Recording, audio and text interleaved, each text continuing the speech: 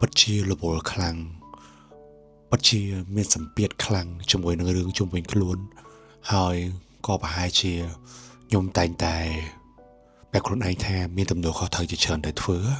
អញ្ចឹងខ្ញុំឲ្យខ្លួនឯងមានទំនួលខុសត្រូវជាមួយនឹងរឿងរ៉ាវជុំវិញខ្លួនទាំងអស់គ្រួសារការងារនិងរឿងជុំវិញខ្លួនប៉ុន្តែខ្ញុំភ្លេចមើលថាខ្ញុំក៏ត្រូវមានពេលដើម្បីមើលថែខ្លួនឯងយកចិត្តទុកដាក់ជាមួយខ្លួនឯងនៅពេលដែលខ្ញុំភ្លេចមកចំណុចនោះហើយធ្វើខ្ញុំមានអារម្មណ៍ថានឹងហើយគឺជាចំណុចដែលវា